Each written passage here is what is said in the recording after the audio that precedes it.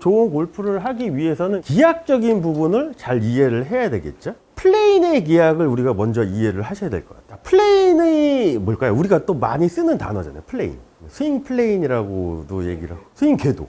궤도도 맞을 수 있어요. 근데 플레인이라는 뜻이 뭐냐면 면이라는 뜻이 있잖아요. 배너 간에 이게 가장 유명한 유리판 모양이죠. 플레인은 어떻게 생겼냐면 이렇게 생겼죠. 직사각형으로 이렇게 생겼죠. 항상 어떻게 생겼냐면 골프 스윙에 필요한 플레인은 지면에 수평도 아니고 수직도 아니고 이렇게 항상 이렇게 비스듬하게 생길 수밖에 없거든요. 근데 이게 클럽이 짧아지면 이 플레인의 비스듬함이 업라이트하고 클럽이 길어지면 길어질수록 더 완만해지죠. 여기서 클럽 헤드는 어떻게 움직일까요? 이 헤드가 여기까지 온 경로를 우리가 생각을 한번 해보죠. 직선으로 움직일까요? 여기서 이렇게 서클로 움직이겠죠. 그래서 클럽 헤드도 아까 우리가 잠깐 다뤄봤던 직선의 움직임이 회전을 만들죠. 근데 서클도 어떻게 보면 회전의 개념이잖아요. 직선의 움직임에 의해서 클럽 헤드도 자연스럽게 서클로 만드는 게 가능할 수도 있다는 거죠. 자, 용어 정리예요. 요게 플레인이잖아요. 요 직사각형이. 그래서 이제 바닥에 있는 요 라인을 이제 뭐라고 정의를 하냐면 골핑 머신에서는 플레인 라인이라고 정의를 해요.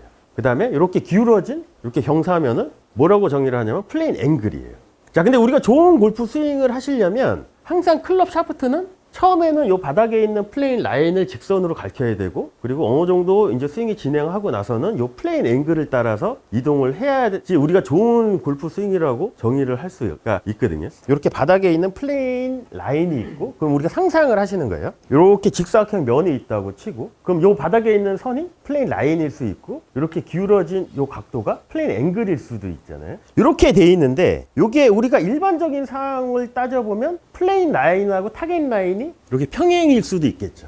그리고 스탠스도 이렇게 평행일 수도 있겠죠. 임팩트 순간에 비교적 스퀘어로 맞는다고 하면 공은 어떻게 갈까요? 똑바로 가겠죠. 근데 우리가 얘를 변경할 수도 있겠죠. 만약에 타겟 라인에 비해서 우리가 스윙면을 이렇게 바꿨어요. 약간 오른쪽으로 이렇게 기울어지게 바꿨어요. 그럼 플레인이 어떻게 바뀌냐면 이렇게 바뀌겠죠. 이렇게. 그리고 임팩트 순간 클럽 페이스는 타겟 라인하고 비교적 스퀘어면 이때는 어떤 구질이 또 나올 수도 있을까요? 약간 드로우성이 나오겠죠. 그리고 반대가 되면 페이드성이 나올 수도 있겠죠. 그래서 이 스윙면이 중요한 거예요.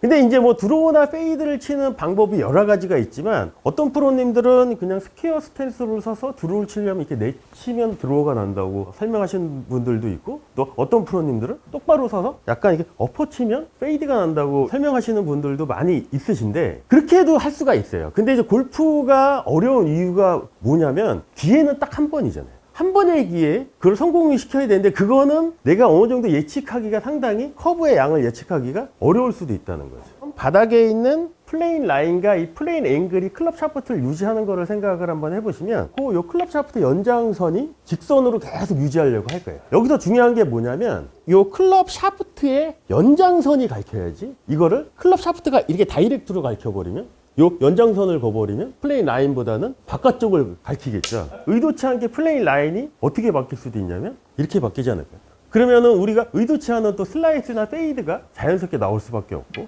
그러면 여기서 샤프트 연장선이 계속 가리켜볼 거예요. 얼추 맞죠? 계속 가리키다 보면 여기 평행이 한번 되겠죠. 평행이 됐을 때는 어디가 또 가리켜야 되면 양쪽 끝이 라인을 계속 가리켜야 돼요. 그럼 요 그립의 끝이 앞에 있는 플레인 라인에 무한대로 있는 연장선을 그대로 가리킨다고 치면, 그래서 왼팔이 지면하고 평행이 됐을 때 요 그립 끝이 바닥에 있는 플레인 라인을 가리키면, 얘를 이렇게 길게 빼버리면 얘는 뭘까요? 플레인 앵글이지 않을까요? 그러면 내가 처음에 설정한 이 앵글로 비슷한 앵글로 이렇게만 만들었다가 여기서 다시 계속, 요번에는 이제 다운스윙을 할 때는 요 끝이 저 앞에 있는 플레인 라인을 이렇게 가리키고, 그 다음부터 이 끝이 저기 뒤에 있는 라인을 무한대로 직선으로 계속 지킨다고 치면, 여기서는 이것도 플레인 앵글일 수도 있겠죠. 이렇게만 유지를 하면 우리가 좋은 스윙이라고 생각하는 그 동작이 어떻게 보면 자연스럽게 나올 수도 있다는 거죠.